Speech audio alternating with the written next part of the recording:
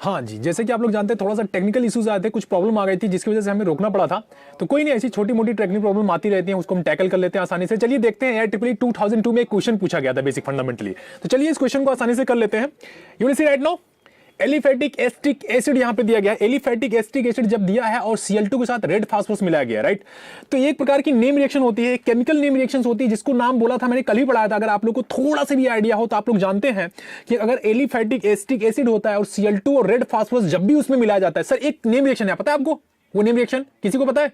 कल ही मैंने पढ़ाया था। एनीवन से right now, you will type, mention कर सकते हैं आप, आपके पास टाइम है, you will mention right now, आप उसको नेम लिख सकते हैं अगर किसी को पता है, थोड़ा सा भी इसके बारे में नॉलेज है। एलिफेटिक एसिटिक एसिड में जब हम Cl2 रेड फास्फोरस का इस्तेमाल करते हैं तो एक नेम रिएक्शन होती है।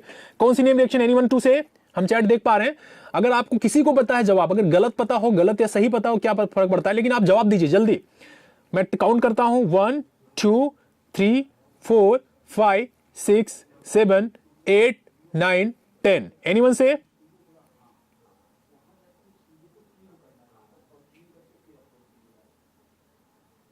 एनीवन?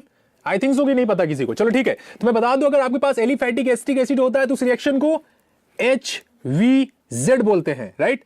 हेल वुडार्ड, हाँ जी, एक का जवाब सही है यार, किसी एक ने बताया सही जवाब है HVZ। This reaction is known as HVZ, right? Hell Volhard Zelinsky, कल ही मैंने पढ़ाया था। एलिफेटिक एसिटिक एसिड होते हैं, अगर उसके अल्फा कार्बन होते हैं, उसमें एक H होता है ना, तो हेल वुडार्ड जेलिंस्की हो जाता है। क्या होता है? अल्फा कार्बन पे क्या लग जाएगा सर? Cl लग जाता है, हेलोजन लग जाएगा। क्या लग जाएगा? हेलोजन।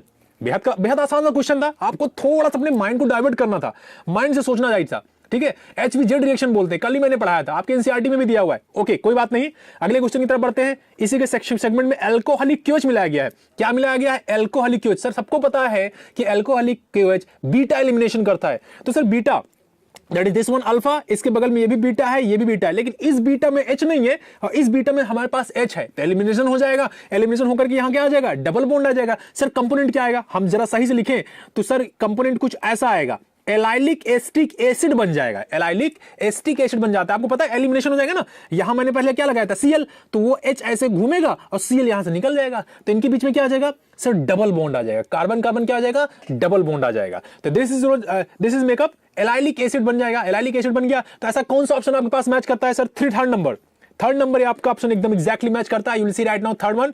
AIEEE 2002 में काफी पहले क्वेश्चन आया था, बहुत ही अच्छा क्वेश्चन है, right? You will see right now.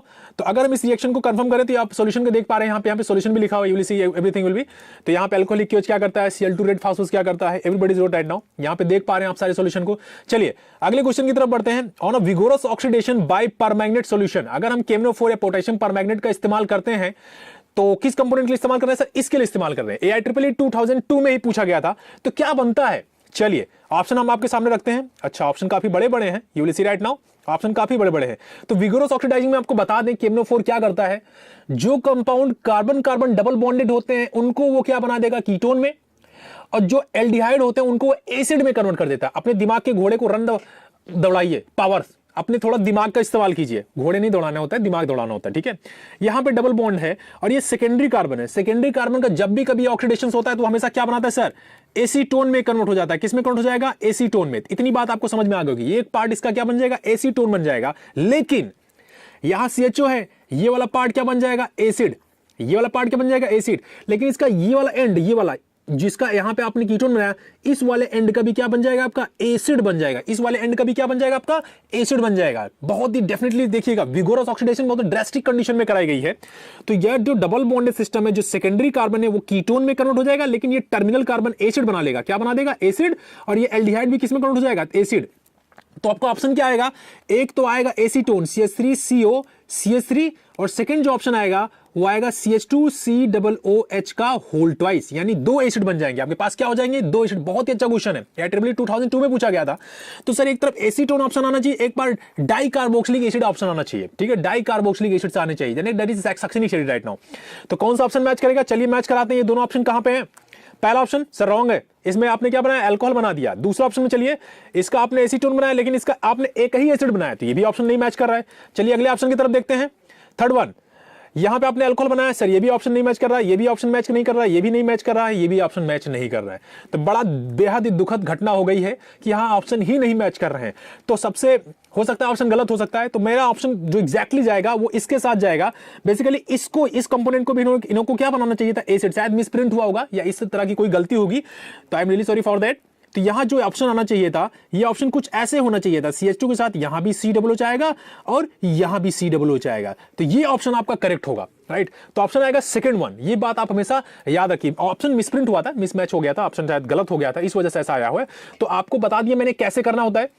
Vigorous condition में एल्डिहाइड एसिड में, ये डबल बॉन्डेड वाला टर्मिनल कार्बन वो भी एसिड में, लेकिन ये सेकेंडरी कार्बन, ये भी मैंने आपको सिखाया था, सेकेंडरी कार्बन जब हाइड्रोलिसिस होता है या उसका ऑक्सीडेशन करते हैं हमेशा कीटोन डेरिवेटिव बनता है। कौन सा डेरिवेटिव बनता है? कीटोन डेरिवेटिव बनता है। तो ये आपको हमेशा पता होना चाहिए। तो कौन सा ऑप्शन आएगा? सेकंड वन आएगा। तो ऑप्शन कौन सा आएगा आपका? सेकंड आएगा। You will see right now. यहां पे आप देख सकते हैं, यहां पे आपका ऑप्शन यहां पे इन्होंने कराया, लेकिन यहां फिर से उन्होंने गलतियां कर दी। यहां पे जो है एसिड बन जाएगा, COOH बनना चाहिए था, ठीक है। ये थोड़ा सा गलत आया है। यहां पे दोनों तरफ विगोरस ऑक्सीडेशन में दोनों पार्ट क्या हो जाते हैं? एसिड के फॉर्मेशन में टर्मिनेट हो जाते हैं। तो ये बात आप हमेशा याद रखिएगा। चलिए अगले क्वेश्चन की तरफ देखें। Bouveault Blanc reduction reaction is involve जेमोल 2016। तो एक बुवो-ब्लांक रिडक्शन होता है जहां पे हम एस्टर को NaC2H5OH NaC2H5OH सोडियम को इथेनॉल की प्रेजेंस में हम क्या करते हैं? रिडक्शन कराते हैं, जहां पे एस्टर के थ्रू हम प्राइमरी अल्कोहल का कन्वर्जन करते हैं। जहां पे एस्टर होता है, एस्टर डेरिवेटिव को हम किस में कन्वर्ट करते हैं? प्राइमरी अल्कोहल बनाते हैं। कौन से रिडक्शन में? बुवो-ब्लांक रिडक्शन। तो यहां पे होता है जो रिएक्शन में सोडियम को इथेनॉल के साथ रिएक्शन कराया जाता है। सोडियम इथेनॉल की प्रेजेंस में रिएक्शन करता है और एस्टर को प्राइमरी अल्कोहल में कन्वर्ट कर देता है। तो यहां पे ऑप्शन थोड़ा सा रॉन्ग भी है, यहां पे ऑप्शन थोड़े गड़बड़ किए गए। सोडियम ऑक्सिलेट, ये भी गलत बात है। ऑक्सिलिक एसिड, ये भी गलत बात है। सोडियम ऑक्सिलेट, ये भी गलत है। CO2 कास्टिक सोडा बिल्कुल गलत है। ये सारे ऑप्शन इन्होंने गलत रखा है। एक्चुअली यहां पे ऑप्शन आना चाहिए था Na के साथ C2H5OH रखना चाहिए था। Na के साथ क्या करना है आपको? C2H5OH के साथ करेंगे रिएक्शन, तो जो एस्टर कंपाउंड होता है, ester RCOR- this will converge in presence of sodium in ethanol that is a form to a alcohol. क्या बना देगा? अल्कोहल में कन्वर्जन करने के लिए, प्राइमरी अल्कोहल में कन्वर्जन करने के लिए हम क्या यूज करते हैं? बुवो-ब्लांक रिडक्शन। दिमाग में बात डाल लीजिए। बुवो-ब्लांक रिडक्शन का इस्तेमाल एस्टर डेरिवेटिव को प्राइमरी अल्कोहल में कन्वर्जन के लिए इस्तेमाल किया जाता है। तो यहां पे ऑप्शन तो सारे ऑक्सिलेट जैसे दिए हैं, ऑक्सिलेट जैसा कुछ फॉर्मेशन नहीं होता है। तो यहां जो भी ऑप्शन आएगा, you will see right now, यहां पे आपका ऑप्शंस दिया है, यहां पे आपके सॉल्यूशंस देख सकते हैं आप, यहां पे सॉल्यूशन दिया हुआ है। तो यहां पे NaC2H5 होगा, जो कि ऑप्शन यहां आना चाहिए था, लेकिन सोडियम ऑक्सिलेट लिख दिया गलती से। तो you will see right now यहां पे आएगा Na के साथ C2H5OH आना चाहिए था, ठीक है। तो ऑप्शन आपका थर्ड वन आएगा, बट वहां पे ऑप्शन जो है रॉन्ग है। यहां पे आएगा NaC2H5OH, ये रिएजेंट का इस्तेमाल किया जाता है। ये बात आप हमेशा याद रखिएगा। चलिए अगले क्वेश्चन की तरफ देख सकते हैं। जी हां बिल्कुल, A और B रीजन पूछा है, J 2015 का क्वेश्चन है। तो आपको पता चल गया होगा, बहुत आसान है सर। रीजन यहां पे एसिड है, यहां पे ऑयल क्लोराइड है, यहां पे एसिड है, यहां पे एल्डिहाइड है। अच्छा ये आप दिमाग लगाइए कि कौन सा रीजन ऐसा काम करता होगा। मैंने बहुत सारे रीजन के नाम लिखे हैं आपके साथ, बहुत सारे रीजन को डिस्कस किया आपके साथ। सबसे बेस्ट रीजन हमको थायोनिल क्लोराइड लगता है, SOCl2, ठीक है। ये कंपाउंड OH को किस में कन्वर्ट कर देगा सर? Cl में। दूसरा एसिड डेरिवेटिव है, इसको एल्डिहाइड। सर रोजेनमुंड रिडक्शन के बारे में हमने पढ़ा है, क्योंकि हम एल्डिहाइड कीटोन पढ़ रहे हैं, तो हमें पता है कि रोजेनमुंड रिडक्शन भी ये काम करता है। अगर हम उसमें H2 पैलेडियम के साथ BSO4 मिला देते हैं, हेट्रोजीनियस कैटलिस्ट मिला देते हैं, जो कि H2 पैलेडियम BSO एक हेट्रोजीनियस कैटलिस्ट की तरह इस्तेमाल होता है, तो एसिड को क्या बना देगा? एल्डिहाइड में कन्वर्ट कर देगा। एसिड को एल्डिहाइड में कन्वर्ट कर देगा। तो चलिए ऑप्शन की तरफ बढ़ते हैं। हमने तो आपको बता दिया, तो option you will check right now. Here SOCl2 H2 palladium BSO, पहला ऑप्शन। SOCl2 थायोनिल क्लोराइड क्या करेगा? COOH को क्या करा देगा? यहां पे Cl लगा देगा। सर ऑप्शन अच्छा है, Cl लगा देगा, बिल्कुल सही है। B में क्या किया है? COOH को एल्डिहाइड। देखिए H2 पैलेडियम BSO4, ये B वाला ऑप्शन होगा। ये क्या होगा? B वाला। ये आसानी से इसको किस में कन्वर्ट कर देगा? एल्डिहाइड में। रोजेनमुंड रिडक्शन जैसा आप पढ़ते हो ना, तो उस तरह का कन्वर्जन है ये। ये चीज किसमें कन्वर्ट हो जाती है? रोजेनमुंड रिडक्शन में H2 palladium BSO4 heterogeneous catalyst का इस्तेमाल किया जाता है, ठीक है। तो कौन सा ऑप्शन आएगा सर? यहां पे आएगा ऑप्शन 1 नंबर। ये तो गलत कर दिया, इन्होंने उल्टा कर दिया, इसी का उल्टा। SOCl2 पेरोक्साइड मिलाया है, SOCl2 OSO4 मिलाया है, तो ये दोनों ऑप्शन क्या आएंगे आपके? तीनों रॉन्ग हो जाएंगे। ऑप्शन आएगा first one, SOCl2 H2 palladium BSO4 के साथ रिएक्शन होती है। चलिए बहुत सिंपल सा थ्योरेटिकल क्वेश्चन एक आ गया आपके पास। Which of the following is used to hardening of leather? TSE 2015। Hardening of leather करना, दैट इज एक प्रकार का कोगुलेशन प्रोसेस होता है। हम आपको बता दें, जो लेदर होता है और इसको जो हार्डनिंग करना होता है, this process is known as tanning. Tanning जो प्रोसेस होता है एक्चुअली इसमें दो अलग अलग तरह के पॉजिटिव एंड नेगेटिव कोलाइड्स होते हैं जिनका म्यूचुअल कोगुलेशंस होते हैं। सरफेस केमिस्ट्री आप पढ़ाया जाएगा तो आप वहां पे पढ़ेंगे कोगुलेशंस क्या होते हैं, जिनका म्यूचुअल कोगुलेशंस होता है। कोगुलेशन के बाद जो हमारा लेदर होता है वो टैंड हो जाता है, काफी हार्ड हो जाता है। तो this phenomena is known as a tanning. Coagulation process के थ्रू ये प्रोसेस टर्मिनेट होता है। यहां पे लेदर और जो टैनिंग होते हैं प्लस और माइनस दो तरह के अलग अलग कोगुलेटिव चार्ज पार्टिकल्स होते हैं, दो अलग अलग कोलाइडल पार्टिकल्स होते हैं, जो एक प्लस चार्ज कंटेन करता है और दूसरा माइनस करता है। जो म्यूचुअल कोगुलेट होकर के हार्डनेस लाने की एक प्रक्रिया है, प्रोसेस है, जिसको हम क्या बोलते हैं, टैनिंग बोलते हैं, राइट। तो this is known as a tanning. Fourth option आएगा टैनिन, आप यहां पे लिखा हुआ है, that this process known as a tanning actually बोलते हैं इसको। तो टैनिन भी नाम शॉर्ट फॉर्म में इसको हम बोलते हैं। तो which is going right now, fourth one option आएगा। एक थ्योरेटिकल क्वेश्चन है, सरफेस केमिस्ट्री से बिलोंग करता है, जो कि हार्डनिंग ऑफ लेदर है एक प्रकार का, उसको हार्ड करने के लिए हम टैनिन का इस्तेमाल करते हैं। तो आपका फोर्थ ऑप्शन आएगा टैनिन। जी हाँ, तो मैं आपको एक चीज बता देना चाहता हूं, जैसे कि आप सामने देख पा रहे हैं हमारे एप्लीकेशन को आप कैसे डाउनलोड करें, right. How to download the Google Play Store से वेक्टर एजुकेटर का आपका एप्लीकेशन डाउनलोड करना है।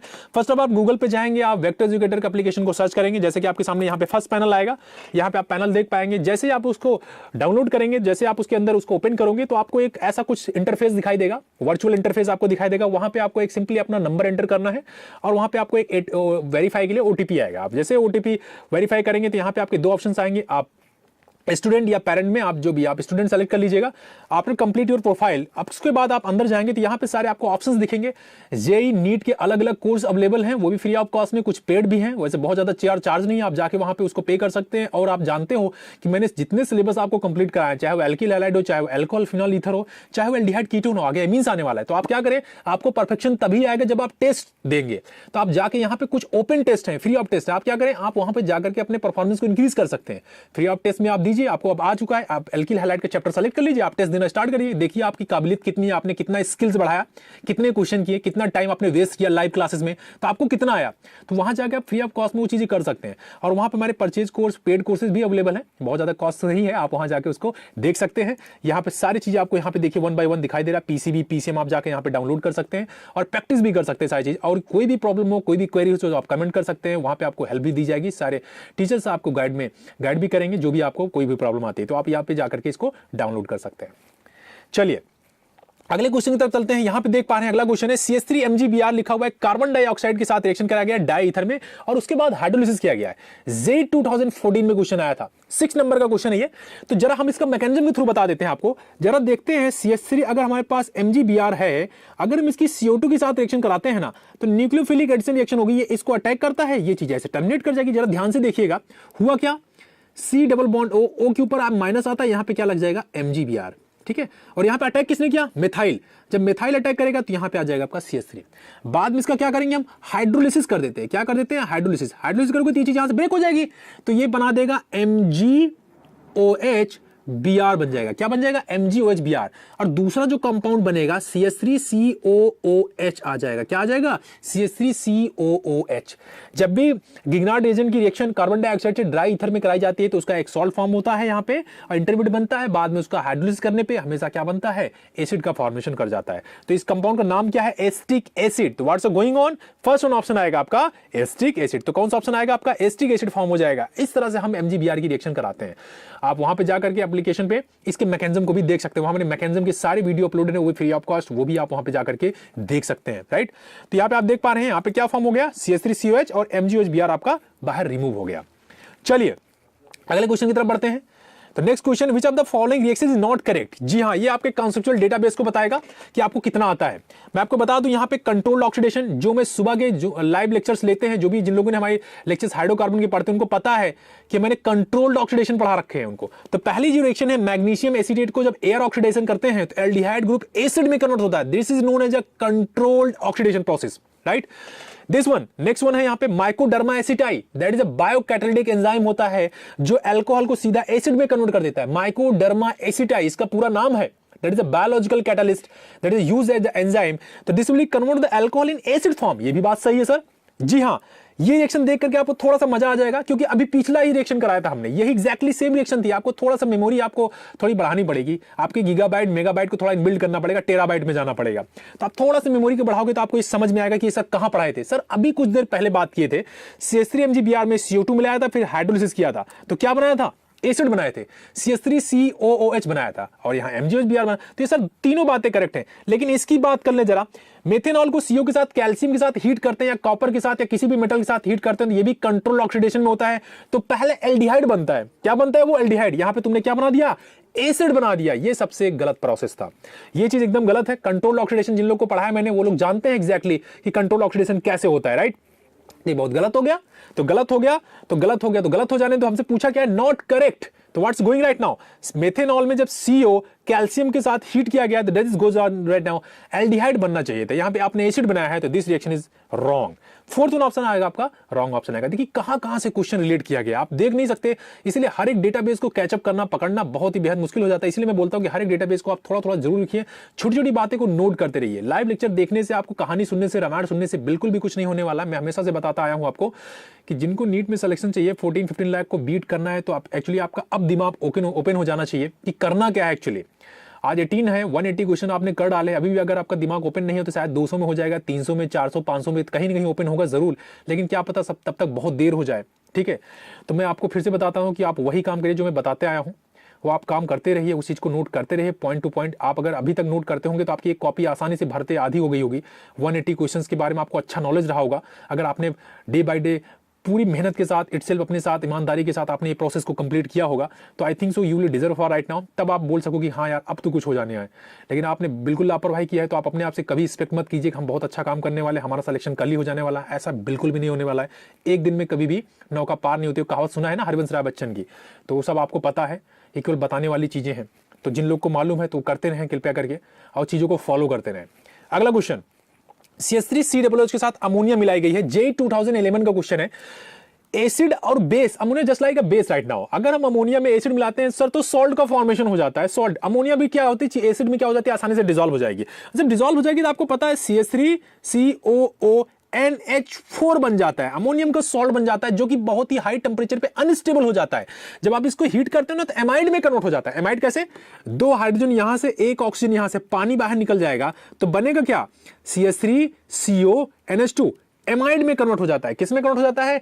एमाइड में कन्वर्ट हो जाता है। ये बात आपको हमेशा पता होना चाहिए। तो हमको एमाइड नहीं बनाना है, हमको X तक जाना है। कितने तक जाना है? हमको X तक जाना है। तो ऑप्शन कैसा आएगा सर? CH3COONH4। ये देखिए यहां पे आपका ऑप्शन क्या आ जाएगा? CH3COONH4 अमोनियम डेरिवेटिव बन के तैयार हो जाएगा। आपको यहीं तक जाना है, एमाइड तक आपको जाने की जरूरत नहीं है। बाय द इंफॉर्मेशन मैं आपके लिए बता दिया कि ये भी काम हो सकता है।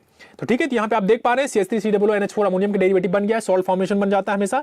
जब इसको स्ट्रांगली हीट किया जाता है, हाई टेंपरेचर पे अनस्टेबल हो जाता है, तो तुरंत वाटर लूज कर देता है, राइट? चलिए अगले क्वेश्चन की तरफ बढ़ते हैं। You will see right now, sodium format is heated 360 degree Celsius, main product is right now. JIPMER 2008 में पूछा गया था। क्या पूछा गया था? Sodium format. चलिए, सोडियम फॉर्मेट को SCOONA के नाम से जानते हैं, और जब भी कभी इसको 360 डिग्री पे हीट किया जाता है, एक प्रकार का सॉल्ट है, तो इसके 2 मोल यूज किए जाते हैं। कितने मोल्स? 2 मोल्स आप इस्तेमाल करने होते हैं। और 360 डिग्री पे अगर हम इसको हीट करते हैं तो डायमराइज हो जाता है, हाइड्रोजन यहां से रिमूव हो जाएगा और बन जाएगा COONA, और यहां पे COONA, सोडियम ऑक्सिलेट बन जाता है। हाइड्रोजन गैस रिमूव हो जाएगी और सोडियम ऑक्सिलेट बन जाता है। आपको पता हो जाना चाहिए, हाइड्रोजन गैस रिमूव होने के साथ साथ। तो आप ऑप्शन चेक कर सकते हैं, यहां पे सोडियम ऑक्सिलेट, यहां पे आपका ऑप्शन भी दिखाया जाएगा, यहां पे 360 डिग्री पे आपको हीट भी किया गया है। तो आपको मैं बता दिया कि जो सॉल्ट्स होते हैं, चाहे वो कैल्शियम की सॉल्ट, आपने अगर थोड़ा सा भी ध्यान हो, तो हमने जो इससे पहले कार्बोनिल का वीडियो शूट किया तो उसमें कैल्शियम के सॉल्ट आते थे हमेशा। कभी आप एसीटोन बनाते थे, कभी एल्डिहाइड बनाते थे, तब ये फॉर्मेट आया है। ये सोडियम जो आया है ना, आपका एसिड का सॉल्ट हो गया। अगर एसिड के सॉल्ट को आप हीट करते हो तो आपका सोडियम के ऑक्सिलेट डेरिवेटिव बन जाते हैं, यानी सॉल्ट का ऑक्सिलेट डेरिवेटिव बनेगा। और कौन सी गैस रिमूव होती है? हाइड्रोजन। तो कौन सा ऑप्शन आपका आ जाएगा? Sodium oxalate and hydrogen gas यहां से रिमूव हो जाएगी। जिपमर 2008 में पूछा गया था। Next last question, identify A and B। जी हां, रिएजेंट आपको इस्तेमाल करना है। What's reagent will be using their? Acetic acid यहां पे लिखा हुआ है, यहां पे A है, यहां पे B है। एसिड को अल्कोहल बनाने के लिए सबसे best expensive reagent lithium aluminium hydride इस्तेमाल किया जाता है, LiLH4, right? Which will use right now? LiLH4। Sir जो ए रिएजेंट है वो होना चाहिए क्या? LiLH4, यानी कि यहां बी रीजन में LiLH4 दिया। ऑप्शन को कैसे क्लिक करें ये बात पहले आप जान लो। यहां ए रीजन है जो एसिड को अल्कोहल, सर एसिड को अल्कोहल बनाने के लिए हमारे पास सबसे बेस्ट ऑप्शन है LiLH4। कौन सा ऑप्शन है? बी में LiLH4 डाला है। सर ये दोनों गलत हो गए। अब देखिए ऑप्शन आपको चेक करना चाहिए। सर यहां LiLH4 है ही नहीं, ये भी गलत हो गया। हो गया पूरा काम। तो आपको ऑप्शन ही पता चल गया एग्जैक्टली, करने की जरूरत भी नहीं थी। यानी टैकल किया, एलिमिनेट किया, ऑप्शन आपने कन्वर्ट कर दिया, आसानी से आपने कर लिया। अच्छा, तो चला इधर भी बात कर लेते हैं। CH3COOH है और यहां पे लिखा हुआ है बी, तो बी क्या होगा सर? जब हम HI के साथ रेड फास्फोरस का इस्तेमाल करते हैं तो फुल्ली रिड्यूस कर देता है, पूरे कंपाउंड को कंगाल बना देगा पूरा रिड्यूस करके, तो दोनों एल्केन्स में कन्वर्ट हो जाते हैं। किस में कन्वर्ट हो जाएंगे? एल्केन्स में कन्वर्जन हो जाता है। HI के साथ जब हम रेड फास्फोरस का इस्तेमाल करते हैं तो पूरी तरीके से किस में कन्वर्ट हो जाता है? किस में कन्वर्ट हो जाएगा सर? एल्केन्स में कन्वर्ट हो जाते हैं पूरी तरीके से। किस में कन्वर्ट हो जाएंगे? आपके एल्केन्स में कन्वर्जन पूरा हो जाता है। तो which option is goes right now? A जो आएगा आपका वो आएगा आपका LiLH4 और जो बी आएगा वो आएगा आपका रेड HI रेड P। तो यानी कि जो ऑप्शन मैच कर रहा है आपका ये थर्ड वन ऑप्शन एग्जैक्टली यहां से आपका मैच कर रहा है। Let's see right now, LiLH4 के साथ ये किया गया और HI के साथ P करेंगे तो पूरी तरीके से क्या हो जाएगा? रिड्यूस होकर के एल्केन में कन्वर्ट हो जाएगा। Which option is goes right now? Third one exactly. जी हाँ, तो आपने देखा यहाँ पे थर्ड ऑप्शन आपका आ गया। यहाँ पे रीजन के क्वेश्चन मैं हर दिन कराता हूँ, आप अगर day by day per day आप रीजन को याद करें, रीजन के बात को पकड़ के रखें तो आपको बहुत सारे रीजन ऐसे ही याद होते चले जाएंगे। जी हाँ, तो जैसे कि आप लोग जानते हैं आज डे 18 पूरा हो गया, फिर डे 19 में हम फिर से कार्बोक्सिलिक एसिड करेंगे। जल्द ये चैप्टर खत्म होकर के हम एमीन्स में आने वाले हैं। तो जी हाँ, इसके बाद हम जो कराएंगे पता है आपको, हम इसके बाद हम हाइड्रोकार्बन या GOC पे जाएंगे, राइट।